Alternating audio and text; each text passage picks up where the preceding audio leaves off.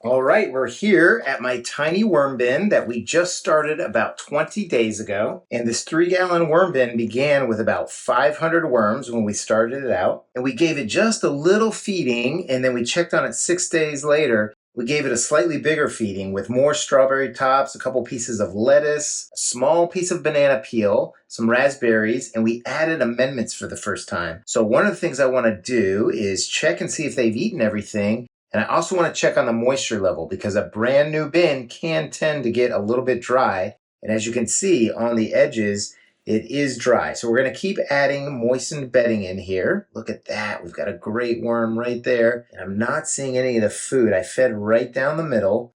And if anything, we might see some of that banana peel, but nope. All we're seeing are these great, deep, dark red wigglers. I just love looking at them. Now, I am seeing some of the coffee grounds, and this right here is a pretty whole coffee bean, and I just want to show you, look, it just mushes. So coffee really isn't used like grit for them because it is very mushy when it gets wet. So let's go ahead and keep digging and see there's any banana peel. No, so they absolutely ate everything. Now, 15 days is kind of a long time to go between feedings, especially for a new bin like this. But I want to let you know that your worms are not in danger of starving. And why is that? That's because of all this great bedding that you've put in here. If you ever are looking at your bin and thinking, oh, I think my worms may be hungry, or I really should feed them, the answer is no, you shouldn't. You should, if anything, underfeed them rather than overfeed them because they have so much bedding to eat. Now, that doesn't mean you go on vacation and you don't even think about your worms and you don't feed them. It just means that at the beginning, really just don't stress too much about if they need food or not because really they don't need a whole lot. When you feed every, 7 to 10 days, the bin tends to stay the right moisture. But if you delay, then you're going to get a situation like this where it's just a little bit dry. So what I'm doing now is I'm just kind of mixing up the bin. I'm aerating it, and I'm also mixing all the dry and the wet together. Now they're going to get a bit of a wet feeding, and we're also going to add some wet bedding,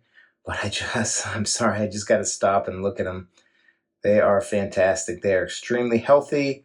The bin smells great. It doesn't smell like ammonia or fermentation. If you do smell ammonia smells in your bin, you really need to be careful. You need to add more bedding because it's probably too wet. You may have overfed, that kind of thing. So let's go ahead and set up for our feeding. We're going to give them some different foods. We're going to give them more of the same. I really like those strawberry tops because they're kind of a slow and a fast food. The fast part is the strawberry part and the slow food is the leaves. But in that hole I made right there, I'm just going to add a little bit more damp bedding. This isn't soaking, it's just a little bit damp. So add just a little bit more, and I think that it's very important to add both carbon and nitrogen, both bedding and food for your worms each time you feed. So here's what we had in mind. We've got some strawberry tops. I do have one mushroom, and I've got some sprouts and I think some blueberries and celery stalk, but this is a fast food. The sprouts, I don't know, I assume they're fast, but I've never fed them before. And then attached to this is an apple, which is kind of a bit of a slow food. We've got some lettuce in there, and then we'll add some strawberry right here. Now, I have 500 worms, and this is a bit of a big feeding for them. So if you've watched any of my other videos, you see me just pile in all kinds of food scraps. That's because my other bins have, 5,000 to 6,000 worms in them. But this is only 500. Now, I don't expect them to eat all of this in 1 week. When we check in here in about a week to 10 days, I think we're going to still see some, probably the apple. So let's jump in with a little bit more food, and this is in the form of worm chow, which is just expired grains that I get from my pantry and blend them up in my magic bullet blender.